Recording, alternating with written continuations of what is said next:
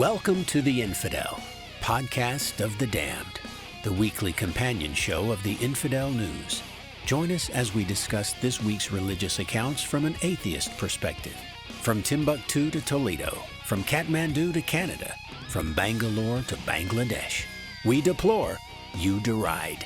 And here are your hosts, Dave and Nicole. Hello, and welcome to show number 36 of the Infidel Podcast of the Damned. I'm your host, atheist and author J. David Core, and with me is my co-host, the incomparable, the amazing, Extraordinaire. The extraordinaire Nicole Samard. I was trying not to say it. Also joining us today is Stephanie Guttormson of the YouTube channel Think Stephically. Welcome to the show, Stephanie. How's it going? Glad to be here. Thank you. Today is Friday, October 9th, 2015, and we're going to be discussing the upcoming episodes of the Infidel News, which will run beginning Monday, October 12th, 2015.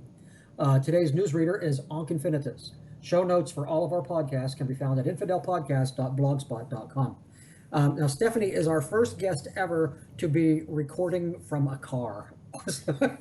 But she's not driving. Let everybody know that I'm unprofessional. Thank you so much. No, there's nothing unprofessional about that. It's just they're going to hear background noises. It's busy at work. I can't help it if I have to stay late. Yeah, that's absolutely fine. It's just I was impressed that you're doing the show from a car. Oh yeah, I have a phone. I have Skype. Why not? She has all the newfangled gadgets. Yeah, exactly. Yeah. Now, do you have an iPhone? Otherwise, we're going to have to cut you off. I will lie and say I have an iPhone, but I don't. Yeah, I don't have an iPhone either. I have something a little bit better. I have a Nexus 6, so yeah, sorry. Yeah. Hey, there you go. Not the 6 Edge? No, the Nexus 6. It's not that Samsung amateur. Yes. Okay, yes. It's not Samsung amateur garbage. Yes. Okay, I remember. Yeah. I have LG amateur garbage. Well, it's better than HTC. HTC, like you'd be in real trouble because they're worth nothing now. That is a fact. Yes. Okay, so anyway, Stephanie is not only with the not only is she on her own YouTube channel, she's also involved in some way with the well-known Professor Dawkins. Isn't that right? Yes, I'm the operations director for the Richard Dawkins Foundation for Reason and Science. Awesome. See, we get the good guests. So what do you do for Richard? Well, as operations director, I essentially do all the things. I have my hands in almost anything we do because that's what operations requires. I make sure the bills get paid. I do our finances. I schedule his travel and make sure that his itineraries are up to date and such for like tours like this. And yeah, I do a lot of stuff. Now, I'm sorry? Do you have a counterpart in Britain, or are you it? No. The British Foundation is a different animal. Okay. It's completely separate. But they don't synchronize any of his stuff, any of his travels like you do? All that stuff is handled separately. I don't have anything to do with what goes on in Britain. Okay. But right now he's in the U.S. He's in Florida right now. Okay. Is he going to be at the Reason Rally? Yes. Are you going to be at the Reason Rally? Oh, well, of course. Okay. Everyone in the office is going to be at the Reason Rally because it's the Reason Rally. I can't say things yet, but yeah, we're going to be there. Okay. You can't say things. Can't say things yet. You do all the things, but you can't say... I can't say all the things, but I can do all the things. That's good. Okay, so what, other than with the Richard Dawkins Foundation and your channel, do you have anything else that you're involved in? I'm writing a book. I just signed a book deal on Tuesday of this week. And do you have a title? I do not yet, no. No, not even a working title, nothing yet? Nothing that I'm going to make public yet, no. Okay. And can you tell us what the theme is going to be? Absolutely. My book is going to be sort of a mishmash between my Trans 101 talk. Of course, it'll be much expanded as far as information goes, and a little bit of an autobiography, or at least in the sense that I'll be telling a lot of stories from personal experience to supplement the information. Oh, okay. All right. So, do you plan on the book deal that you signed? Is it for paper, audio, and ebook? For the first thing will be an actual physical book, but I have in mind someone who I want to work with for an audio version, and then the ebook stuff will come through the publisher, I would imagine. Yeah. Okay, because let me tell you, if you haven't signed a contract that stipulates that they get ebook, you should do your own. Oh, no, it's in there. I read the whole thing. Yeah. Oh, okay. It's just a matter of we haven't decided on when, if, how, that stuff. Okay. But I assume I can almost guarantee it'll be an ebook version. Okay. That's it. Okay. Yeah. There's the thing right now with traditional publishers. Who's your publisher, by the way? Pitchstone Publishing. They publish like Andy Thompson, one of our board members, Dan Errol, Greta Christina, several others, several of which have had their forwards written by Richard. Oh, really? That's cool. Hey, can I get a blurb for my book? No, I'm just kidding. I can't get one for mine, so I don't know. Oh, okay. Well, anyway, yeah, the ebook. A lot of the way it's moving now is that a lot of writers rather are asking the publishers if they can keep their own ebook rights, because what the publishers generally do, and this is the big five. I don't know about your publisher, but the big five, what they'll do is they will price the ebook comparable to the paperback, so that nobody buys it. And all they're doing is losing a big portion of the market, because there's a lot of people that only read on Kindle and a lot of people that only read on like their iPhones. So you're losing all of that market if they price the ebook high. This is so inside baseball and so boring for our audience. So if you can keep your own ebook rights, then you can sell it for whatever price you want. You can sell it for like $5, and you'll sell a crap ton of them, and you'll get 70% of the piece of pie from it.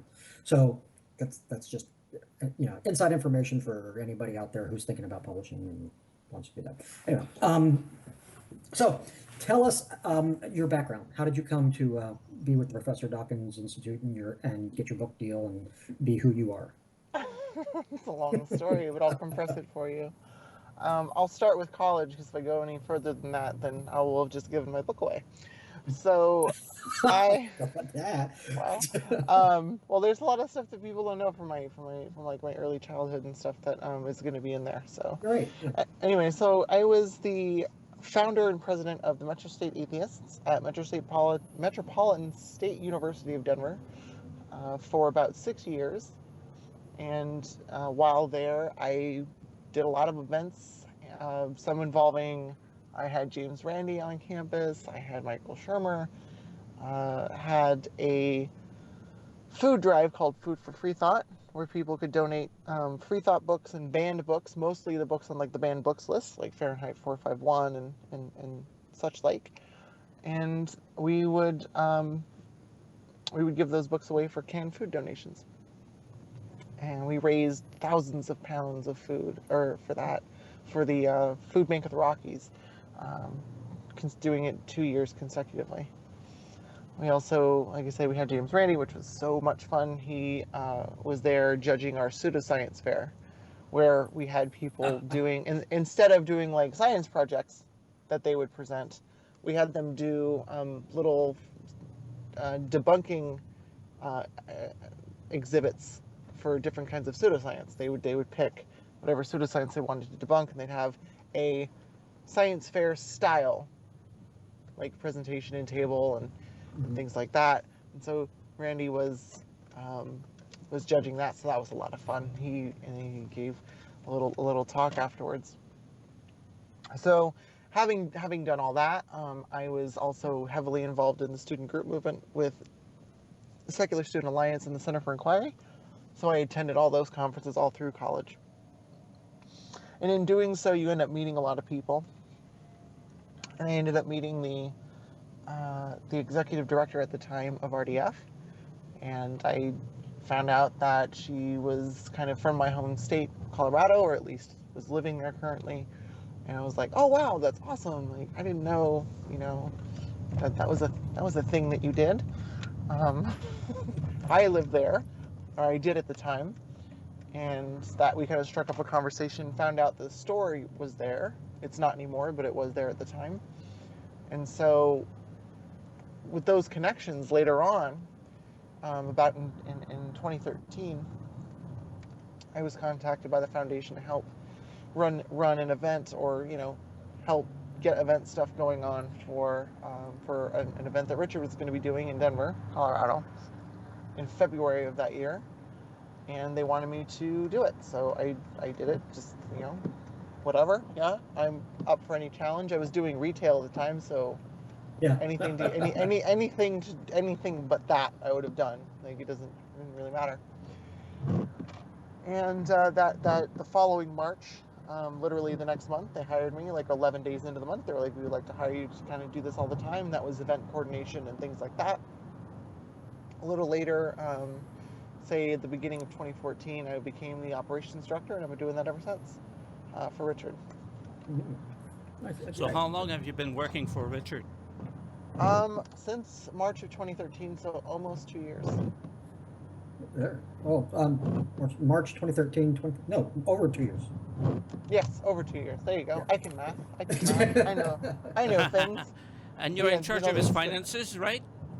Of the foundation, not his personal finances. Just the foundation. Yeah. So your YouTube channel, you have a show on there where you do like blogs, right? I tend to I do two my main kinds of videos. I've done other like one-offs to just like try stuff.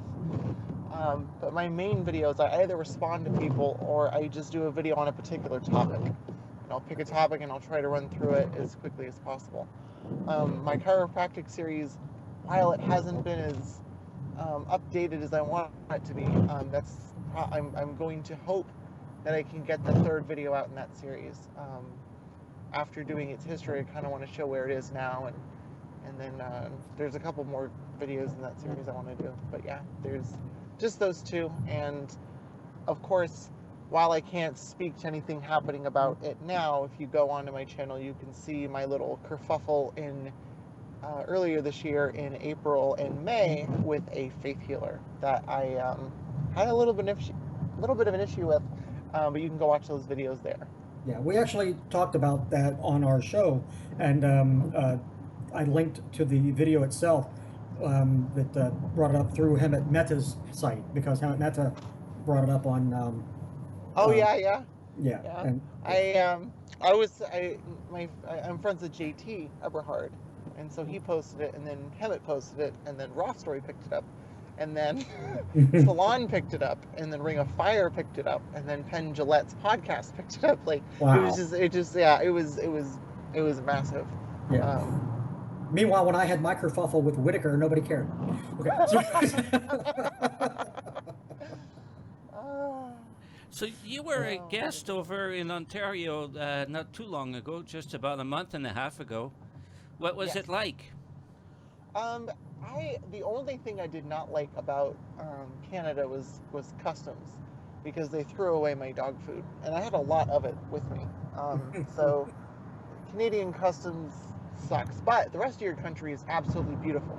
That part of Ontario that we got to see between Toronto and Kitchener is just absolutely gorgeous, and I applaud you guys for keeping it nice and not filling it with industrial nonsense.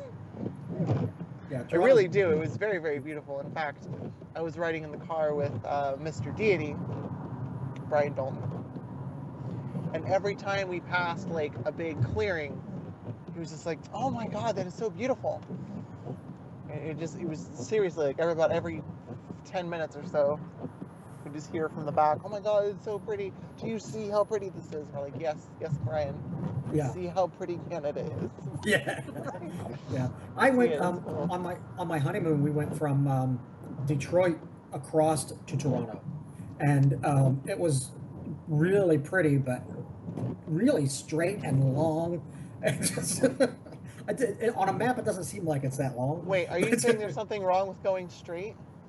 Yeah. I'm in Ohio. I'm in Ohio. We never go straight in Ohio, unless you're up. I'm pretty sure that the amount of straight in Ohio is probably comparable to the amount of straight in the rest of the country, unless it's San Francisco. You misunderstand something there. No. Stephanie, there's something you misunderstand about Ohio. They may be straight, but they're also crooked. Well, they are. I've been there a couple times. I am not a fan. You're not a fan? Oh my goodness! It's such a fan of Ohio. Such a wonderful state. I've been to DC a couple of times, and I ain't crazy about that. But that's okay. No, hey, you know what? I don't blame you. I don't live in DC. Oh, you're breaking up. You're breaking up very badly. Can you hear me? I can. Okay. Can you repeat what you just said before that? Sure. DC is horrible. Oh yeah. I know. I totally agree with you. It sucks. Yeah. The only thing worse than DC is Boston. Yeah, there's nothing worse than Boston. Boston's streets were designed by an angry 5-year-old with a crayon and wallpaper. Yeah. That's how that works. I'm convinced that it was like an angry child, because there's no way you make your city like that. Right. It just made no sense. It makes no sense. Well, it was designed before there were highways, so I kind of understand that part of it. But yeah, it's fine. But, anyway, yeah. So DC, how long have you been in DC? About almost coming up on 2 years. Okay, so it'll be 2 years in December. You just moved there when you got the new job, then? Yeah, more or less. Yeah. Okay. All right. And you moved from Colorado? Unfortunately. Unfortunately, because you would much rather be back in Colorado, huh? I would be much rather in Colorado for several reasons. First and foremost, it's way, way prettier, and I love my mountains. I miss my mountains. Yeah. Second of all, there are more legal things there. That's all I really want to say. But there are things there that are legal that is not legal elsewhere. So that's right. There's a few. Actually, it might be coming to Ohio. I mean, legal in the sense that you can say purchase and sell things in an open market way. Right. We have that on the ballot in Ohio this year. Very good. If you mimic Colorado, it'll pass. Yes. Well, there's actually in Ohio, it's kind of strange because there's actually a lot of people who would normally be for it are against it, but only because of the way the bill is written, because it kind of creates a monopoly. But see, you guys just copy paste. I know, that's what I said. Oh, Colorado works. Let's do that. Yep.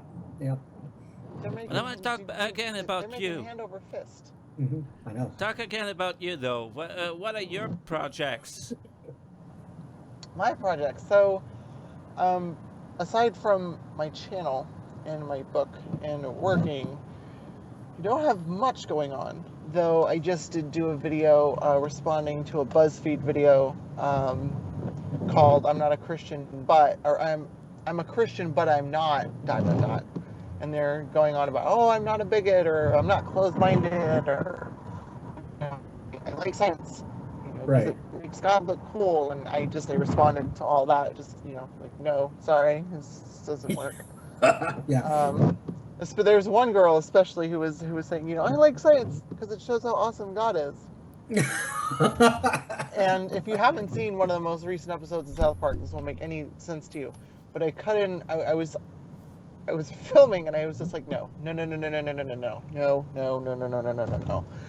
when I was editing it, I was like, wow, I really sound like Randy from this episode of South Park that aired a little while ago. Yeah, I saw that. So did you see that? So yeah. if you link video in the description, they'll see this part where Randy is trying to get a Whole Foods, and because of all the stuff that Mr. Garrison has done running as essentially quote unquote Donald Trump on their show, right?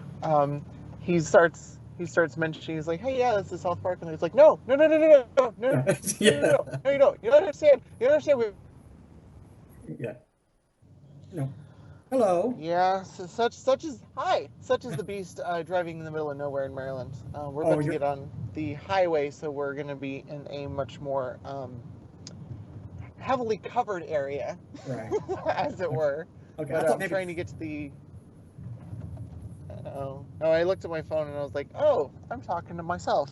Yeah. I thought maybe you went into a tunnel and lost it. So. But. No, I would have let you know. I'd have been like, hey, I'm going into a tent, and then you would have heard going. Okay, so let's pick up. That would have been your warning. Yeah. Okay, so let's pick up from Mr. Garrison as Donald Trump. Yeah. So Garrison is kind of he's the parody version of Donald Trump. He's like, all the immigrants need to go away, and the immigrants in this case are Canadians, which is hilarious. Yes. Very funny to me. And then they build a wall. I was really surprised. Speaking of Canada, and someone asked me, like, "Oh, what'd you think of Canada?" I was really surprised that your heads were attached. Yes, I was waiting. I was expecting them to be flapping around in midair, but they weren't. So that I learned something. Nope, they're not floppy at all. Don't believe everything you see on television. No, not at all. I mean, but they do have an emergency box that they have to open in case something happens to the princess. Yes. Now, I know you have your box of faith. I know you all have a box of faith for a fact. But one thing we've got in common with you guys is we've got some weirdo conservatives.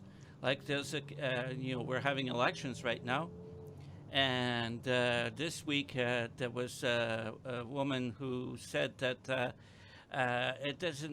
oil spills don't matter because the ground absorbs it. Mm-hmm. I saw that. Yeah. So let the heathens spill theirs on the dusty ground. But anyway, okay. So I just did a Monty Python reference that nobody's going to get. Okay.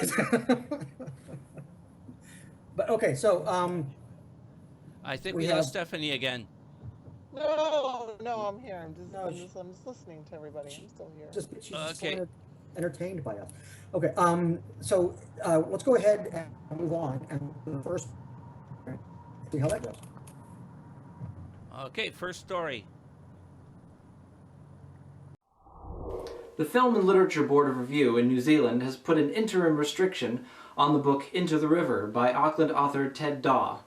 This is the first time in 22 years that a book has been banned in that country. The last book to be banned by the Board of Review was How to Build a Bazooka. Into the River is also an award-winning book, as it has won the Book of the Year at the 2013 New Zealand Post Children's Book Awards.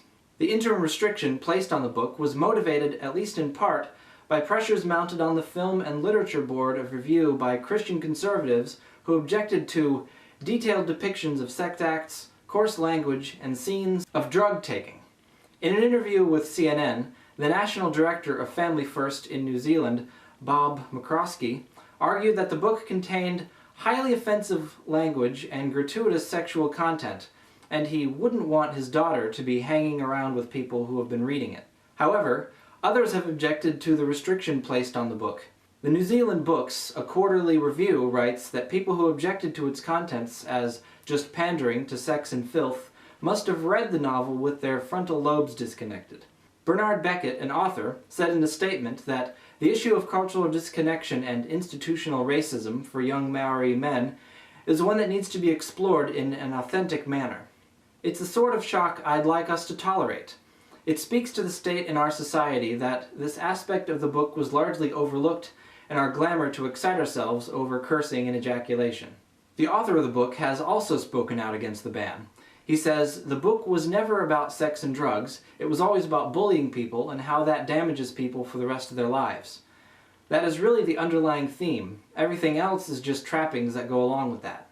The New Zealand Booksellers Association placed a notice on their website that individuals who sell the book face a fine of up to $3,000, while businesses face a fine of up to $10,000. Okay, so this ban, unlike normal book bans, where all they do is they say you can't have it in the schools, they're not allowing it to be sold in stores even. So well, they are. They're just making it obscenely difficult for businesses and people to do so.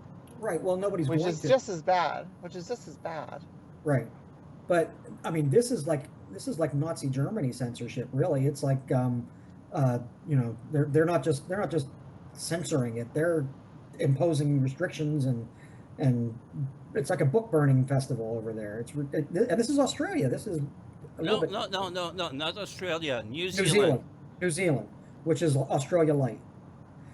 And you're gonna get a lot of upset listeners. But so yeah. But the thing, this is just Barbra Streisand effect. This is just, now that it's banned, everybody in New Zealand is going to want to read this book. So I want to read it. I want to read it. But look, let's remember that the people who are objecting to it are objecting to it for reasons that have nothing to do with the main theme of the book, right? And are I don't know how to put this nicely. They're trying to impose their warped sense of morality, right, or lack thereof, on right, other people, right, in a really gratuitous way. It's not up to them what people read and put in their heads any more than, what most people put in their bodies. As far as I'm concerned, I don't care. Right. And you know what? If your kid is next to someone reading a book, you know what has never happened in the history of ever? No one's ever been reading a book about sex, saw a child next to them and went, "Oh yeah, I'm kidnapping you," and just doing unspeakable things. Yeah. That has never happened. That makes no sense whatsoever. I don't want to be next to someone reading the Bible. You know what? We don't ban the Bible. Right. We just go, "Oh, you're reading the Bible? Turn to Ezekiel. Yeah, there's some awesome sexually explicit stuff there. Oh wait, let's not mention that." Right. How she lusted after them because their genitals were like that of horses and their emissions like donkeys. I probably messed that up. It's one of those things, and it is very close, and it is gross. It's pretty bad. Yeah, it wasn't even appealing sexually. It was like bad erotica. And there's incest. Has anyone read past Sodom and Gomorrah and you go to Lot, chapter 19, mm-hmm, in Genesis? Yeah, his daughters get him drunk. Yeah, and have sex with them. Right. But no, let's forget that that's in the Bible. No, this other book, this one over here that talks about sex and drugs. Woo. Right. Right. Bible's worse, dude. I promise. Yeah. Well, there have been much worse books out there as far as just mainstream books in the United States and I'm sure in Canada that have had really, really gross things in it that are people just ignore it because they've learned that if you don't ignore it, you just call attention to it. And, you mentioned for Fahrenheit 451 earlier, Stephanie. Is mm-hmm, it banned anywhere in the States? It has been. It has been in the past in different states. The banned book list in the United States is simply a list of books that have been banned, have tried to be banned, in various states. But the United States federal government has never banned a book, right, to my knowledge. Yeah, and Fahrenheit 451. The ironic thing about banning that is that it's about banning books. Let's ban the book about banning books because that makes total sense. Yeah. Banception is what that is. Yeah, that's exactly it's banception. I get that reference. I can cultural references once in a while. Yeah. I can do it. The whole issue though with like I was saying before, you know what the Barbra Streisand effect is, right? I think I have a fair clue what it is. Yes. Yeah. What it is there was a site that had a image of her house on it from a shot from like a satellite image of her house, and I think it was a satellite image. It might have been a flyover image, but anyway, she banned she got a legal injunction having them remove the picture from their website. Well, when people heard about it, they got a hold of the picture, and the picture was put everywhere. So her house got more attention by her trying to ban the picture. The picture of her house got more attention because she tried to ban it. So that has since come to be known as the Streisand effect. So, like for example, if you sue somebody because you don't like what they said about you. Hypothetically, just hypothetically speaking, let's say someone made a video about you, and further hypothetically, 5 months later they decide to sue you. And they suing you on the basis that what you're saying about them is wrong and lies, even though, of course, it isn't. Then yeah, it's going to get a fair bit of attention from, again, just totally hypothetically, places like Ross Story Salon, Penn Sunday School, places like that may or may not pick it up. Exactly. Speaking entirely hypothetically, withdraw the lawsuit, and hypothetically.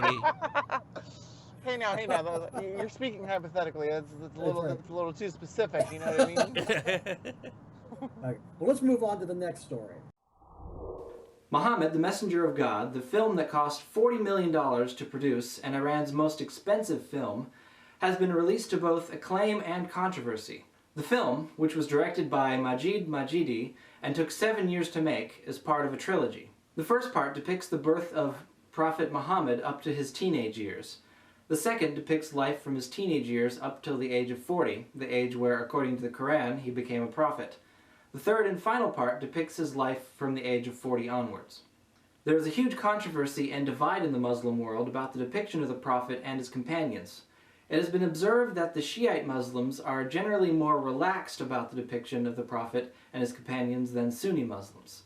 According to Middle East Online, while many planned showings of Muhammad in Shiite-majority Iran have already sold out, in the Sunni Muslim world, the production has triggered controversy. The director of the film says that the aim of his work, the first part of the trilogy, is to reclaim the rightful image of Islam, which he says extremists have distorted. He is noted as saying, "Unfortunately, at this time, the impression of Islam is of a radical, fanatical, and violent religion, which is not what it's about. The barbaric acts of terrorism conducted by terrorist groups under the guise of Islam are not related to Islam. Islam is a religion of peace, friendship, and love, and I tried to show this in the film." The film, which has been described as visually stunning and intensely emotional, was shot by 3-time Oscar-winning Italian cinematographer Vittorio Storaro. The score was devised by 2-time Oscar-winning Indian composer Allah Rakha Rahman. The film also features some of Iran's top actors and actresses. Okay, so once again, we have the Sunnis reacting like crazy people because somebody wants to show a picture of the prophet. Although, because this was made by an Iranian, the reaction seems to be extremely tame compared to, say, what happened with South Park and what happened with the French cartoons and the Dutch cartoons. And even what happened with Salman Rushdie, who was considered, I guess, an infidel, or a what's the other word? What's the word I'm looking for? Are you people there? Yes, I am, but I can't remember. The word when you leave Islam? Apostate. Apostate, yes. So if you're not an apostate and you're not an infidel from the West, then the reaction is just, we don't want to see this movie. I really wish that's how they reacted to everything else. Yeah. Seriously, like I don't have anything else to say about that because that's just dumb. And you know what I'm not even interested in the first part. I'm more. You're breaking up again. Interested in part 3 when they get to the part where he marries and fornicates with a child. Yeah. I want to see how they depict his child molesting. Yeah. And not because I want to see him molest a child. That's not what I'm saying. I want to see how they try to skirt around the fact that he molests a child. You know what I mean? Yeah. I want to see how they frame it, because it's child rape no matter how you frame it, as far as I'm concerned. So I want to see how softly they try to depict that. Yeah, he'll just keep turning to the camera and saying, "These are different times." Say no, it's not. It's a child. It is a child. I don't care what time it is, you idiot. It is a child. Yeah, You but do not put your sex organs in or around a child. Right. Just, I don't give a shit when it is. I don't care when the thing you pee out of does not go in the place where a child pees out of. Like, those just don't go together. Right. And if you can't understand that, then what I want you to do is just drink bleach and get rid of yourself for me, please. That would be amazing.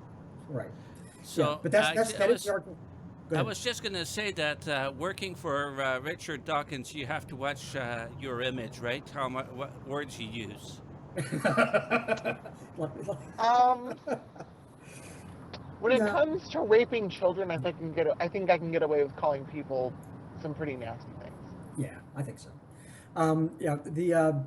The argument that they always use, though, whenever you bring this up, they will say that culturally at that time that was accepted and blah blah blah blah blah. That's what I don't care. I My answer is always, I don't care what they thought was okay. You know, we don't say about the Germans, oh, well, they thought it was okay to kill Jews. We don't say about Christopher Columbus anymore, oh, it's okay to have killed indigenous people. Like, we don't say that. That is not a justification for anything. Right. But have you seen the movie? Have you seen the movie Great Balls of Fire about Jerry Lee Lewis? It came out in the '80s with Winona Ryder and Dennis Quaid. Honey, I was born in the '80s. No. But that doesn't mean you couldn't see the movie. I was born after Casablanca, but I've seen it. Yeah, but see, I don't have an affinity for the decade I was born in. I see. Okay. Well, anyway. I just don't care. Anyway, I'm sorry. Anyway, Jerry Lee Lewis. I don't know. Are you familiar with his story? That he married his. I know the name. Yeah. I know the name. He married his 13-year-old cousin. And oh my god, oh my god. Yeah, but in the movie, that is disgusting. In the movie, they actually show this episode, and it's Winona Ryder plays his 13-year-old cousin, and they actually treat it comically, like she's chewing bubble gum during the wedding and popping bubbles and stuff. But anyway, so he went to England, and was just booed off the stage because the newspapers released this story that he was married to his cousin when she was 13, and he became like incensed. He's like, well, I'm from West Virginia and Ohio and the Midwest, and this is how we do things over there, and you should be accepting of our culture. And they just like, no, get the hell out of England. So he left England in disgrace. But over time, everybody forgot about it. Everybody just went, and he's like treated like in America and England and everywhere. He was up until his death, he was treated like, just a normal guy. But in this movie, though, they treat it like it was just a comical part of his life. And that's disgusting. Yeah, and I remember in the '80s watching this movie and watching this scene and going, why this doesn't make sense to me that they're just treating this so lightly in this autobiography, because he participated in the making of the movie. Of course, they weren't going to insult him and make it, I don't know, but it was bizarre. One justification I had a Muslim give me for Mohammed. He goes, no, they got the age wrong. She was 13 or something of the 14, something of the like. Yeah. And he said, you know what? It doesn't matter what the age is. She could be 9, she could be 14. She was a child. Right. Period. Well, historically, the story is that he married her when she was 9, but they didn't consummate until she was 14. That's the. I thought it was even younger than that. That he married her when she was something like 6 and consummated at 9. Is that how? Okay. That's been my understanding. Doesn't matter. It could be 6, it could be 9, it could be 14. As long as she's a child and not capable of consent. Yeah. Wrong. Yeah. But and I'm even in the most backwater parts of West Virginia, the age of consent is 16. So no. Now, and it wasn't always. It really wasn't always. And back in and I'm not defending anything. That's not what I'm saying. This is just the history. But in the United States, the age of consent has been as low as 12. not just in America, in the United States, since the foundation of the country, in certain states, the age of consent has been as low as 9. Those are usually Western states, frontier states, where the life expectancy was 35, but still, it has been that young in the United States. Yeah, I know. Next story. Next, gross. And by the way, as the all-knowing technician, I just double-checked, and it was 6 and 9. Okay.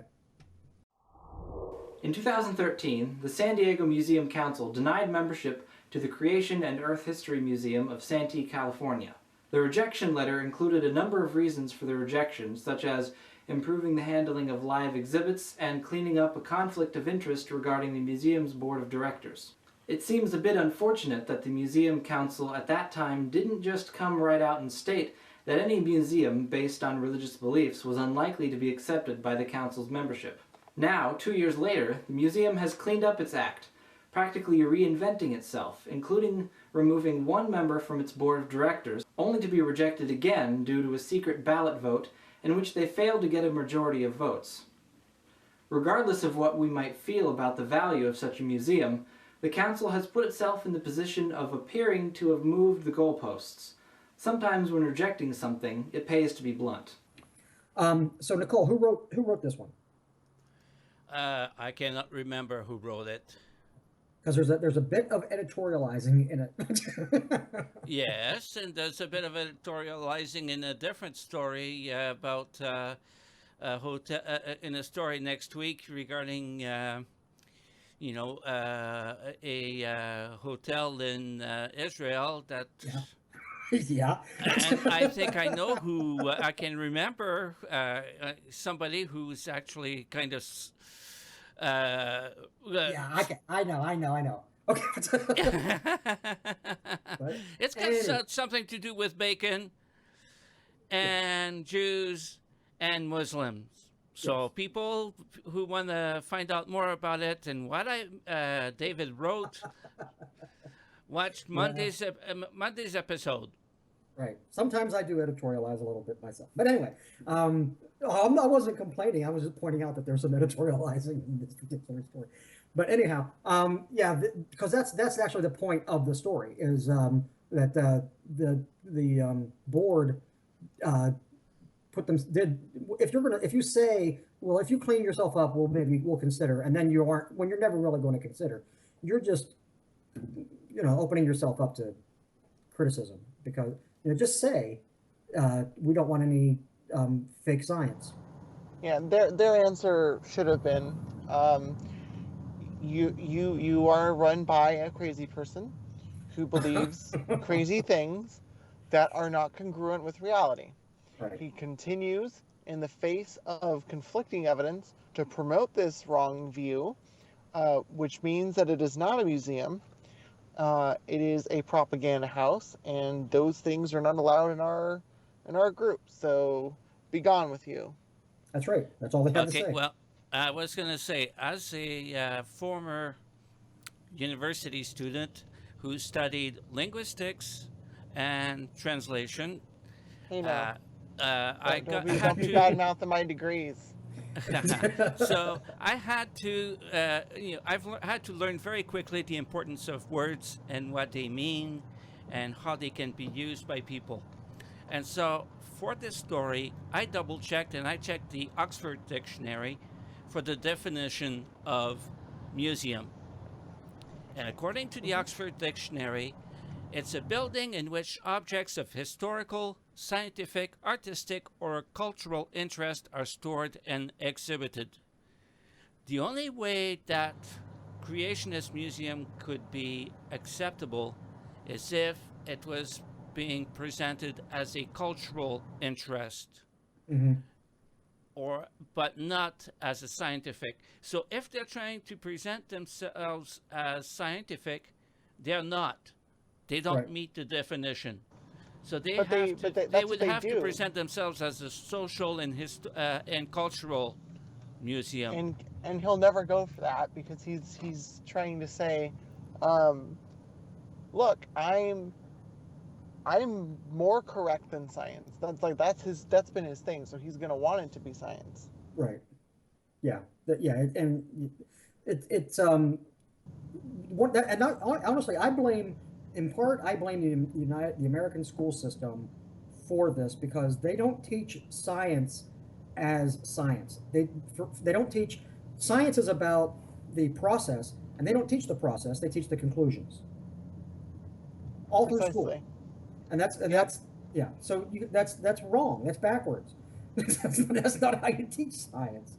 So when people go to a science museum and they're shown a conclusion, they think that they're getting science, but they're not. No, okay. I can't agree with any more with that.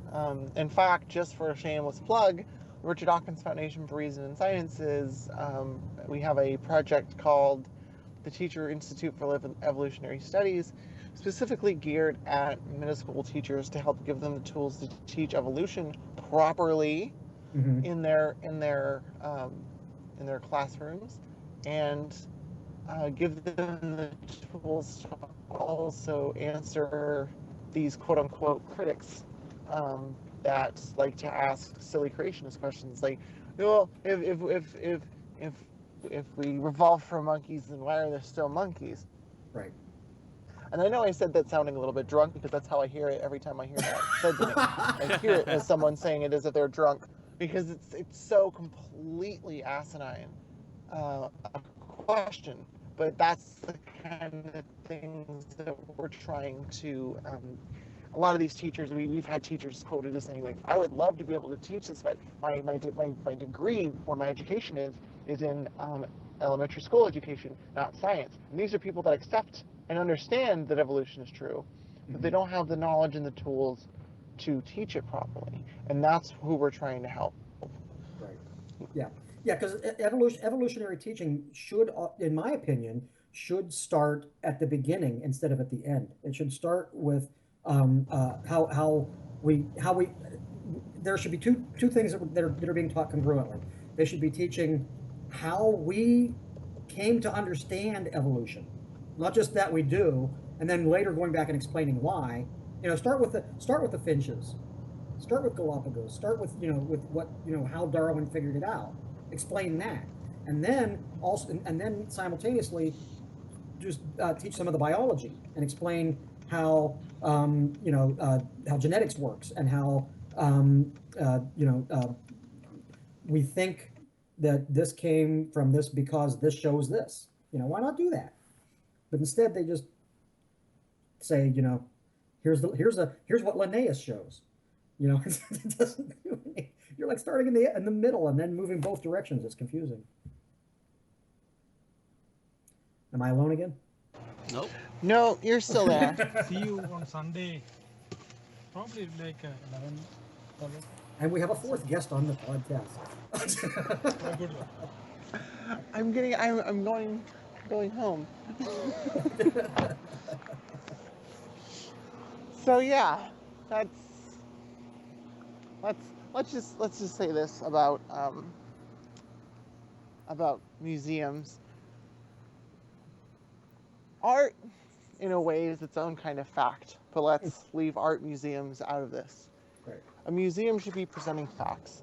Museums are for presenting the conclusions. Right. Science classrooms are supposed to be teaching how. Right. And since we don't have any real good conclusions being taught in his so-called museum, it's not a museum.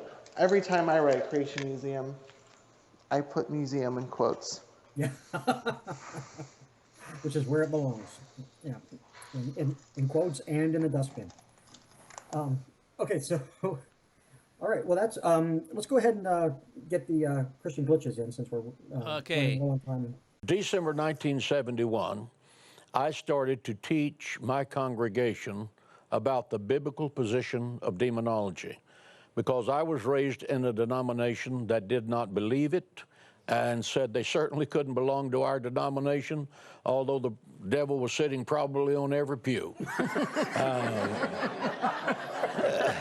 What demons were. Yeah. And it was in the second series on a Wednesday night. And as I'm teaching, a man walks in the front door with a loaded gun in his hand, and he walks up the aisle, and he roars like a lion. And my people thought it was an illustrated sermon because I talked about Jesus, the demons coming out with a loud roar. And I thought, boy, the preacher's really going all out to help us out here.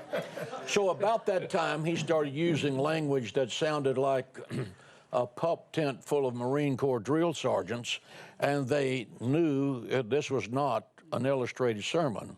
And he walked to the front of the church, and he's standing about 8 feet from me, and he said, I've come to kill you in front of this congregation to demonstrate that Satan has more power than Jesus Christ. And I said, I held up my Bible, and I said, this is the Word of God. And it says, no weapon formed against me shall prosper. God bless you, Pastor. He said, I have a gun. He was angry. I have a gun. I said, and I have the Word of God. God bless you. And he said, I demand that you beg for your life. I said, I am in authority here. And it's just baffled him. I said, I baffling me. am in authority here, not you. It's a miracle. And he said, I'm going to kill you on the count of 3. He lied. He started shooting on the count of 2. Yeah. And I could see the jackets in the bullet chamber. Yeah. Bam, bam, bam, bam, bam, bam, bam, 6 times.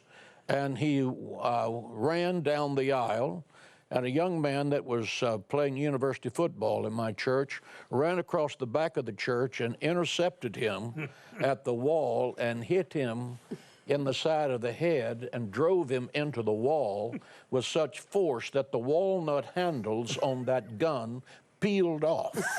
I mean, he blasted him. Yeah. And he was unfazed. And the police came, the police arrested him, took him downtown, and did you get hit? No. Just a second, I'm gonna get there. Okay. Yeah. I'm wondering who's going to carry you out. Right. Took him downtown and arrested him.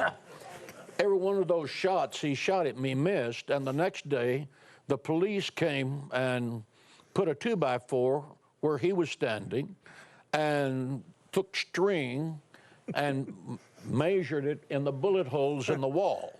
And I'm standing right where I stood. Yeah. And there were 3 bullets to the left and 3 bullets to the right.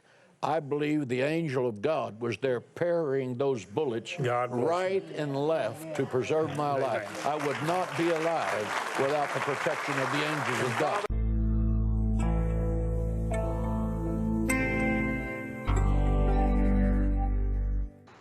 Awesome. That sounds really cool. So this angel was really busy doing that, but couldn't be bothered to, I don't know, feed a child or 2. It's starving right now. Yeah, that's all that angel had to do right then. You know, it sounds to me like he just lifted that story from Pulp Fiction.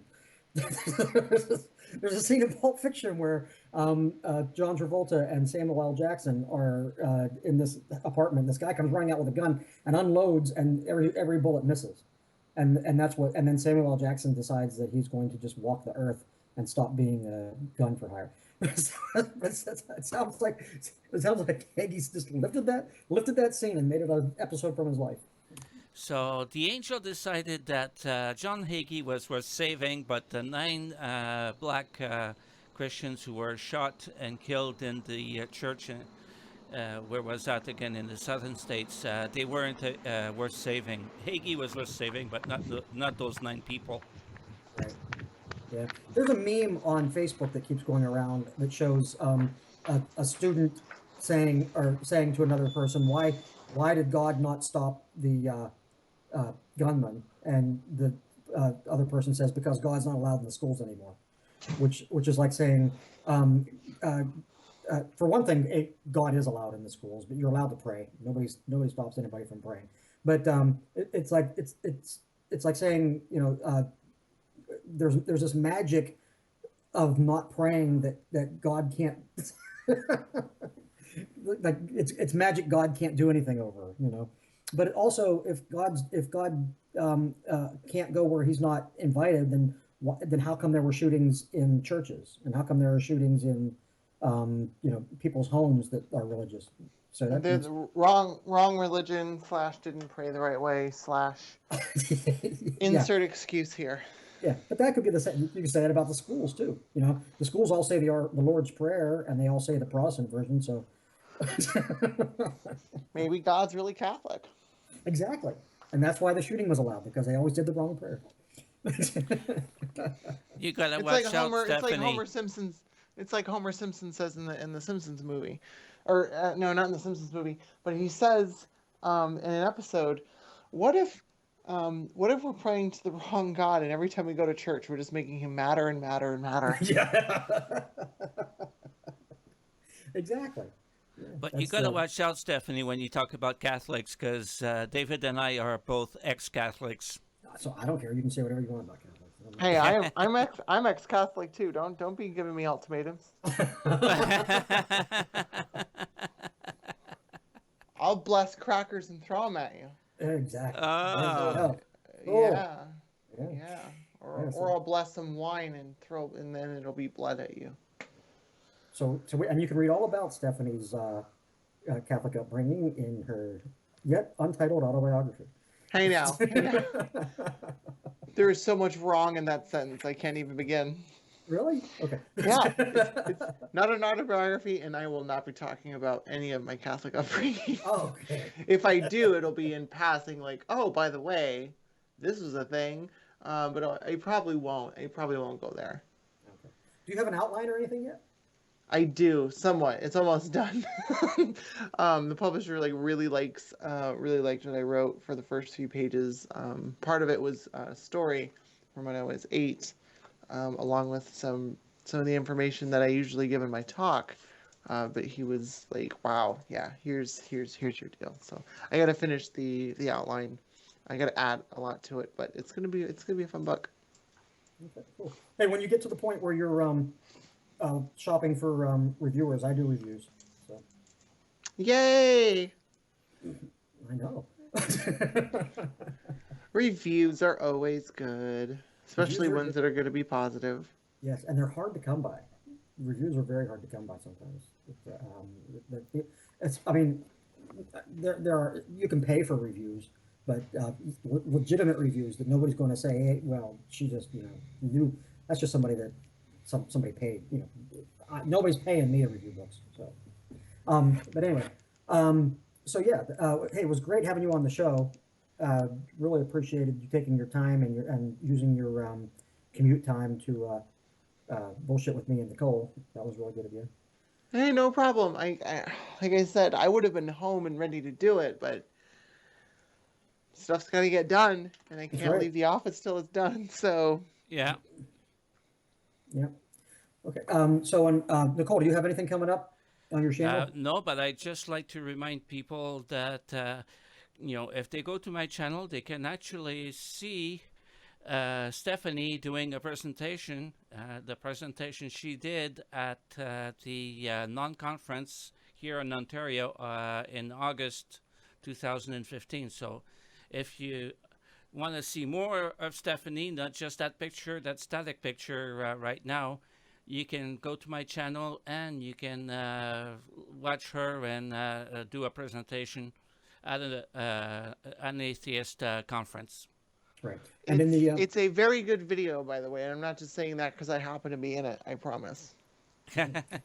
Thank you. Now tell Richard that I did, show him the video. Tell him I did a good job. Next time he can. I'll let him know on Sunday. I see him Sunday, so I'll let him know. Okay. Yeah. All the links for Stephanie too, for the Richard Dawkins Foundation and for her YouTube channel And anything else that she wants to give us the link to will be in the show notes and in the description under the video. As far as I'm concerned, I still want to make sure everybody knows that on November 2nd, my collection of noir stories is being released in both paperback and ebook, and will be available at all online retailers on November 2nd. So I think that's everything, right? Yep. Okay. So that's all for today. Please make sure that you subscribe to the Atheism TV channel. There you can watch the Infidel News for the Damned, where our talented team of writers and anchors present these and other stories not normally covered in the media. In the coming week, the Infidel will rerun today's stories and many more fascinating ones. You'll find Atheism TV at youtube.com/atheismtv. The Infidel Podcast of the Damned is a Nicole SD production. Nicole and I would like to recognize and say thank you to Truth Search, who did the voiceover used in our intro and gave us permission to use music from his song Lied To as our opening theme. We'd also like to thank Stephanie for participating in today's podcast. Nicole's channel is Nicole SD and can be found at youtube.com/NICOLSD. I'm Gamut Man on YouTube, at Gamut Man on Twitter, and my blog and information on my books, including my nonfiction title, Believe It, You Know an Atheist, soon to have a blurb by Richard Dawkins, as well as my mystery novels featuring the atheist detective Lupa Schwartz, can be accessed at tinyurl.com/lupalanding. While there, you can sign. Go ahead. Here's a new mystery novel for you. How Nicole is going to get Richard to write his review. Yeah. I'm not looking for a review. I'm looking for an interview with him the next time he's at the Reason Rally. Yeah, that'd be cool. You and a lot of other people. Yep. I'm already dreading the amount of emails I'm gonna get. Yep. People wanting to interview him. So. Well, we're on top of the list, so anyway. Okay. Well, okay. Well, anyway, good. Thank you everybody for watching or listening, and we'll see you next week. Bye.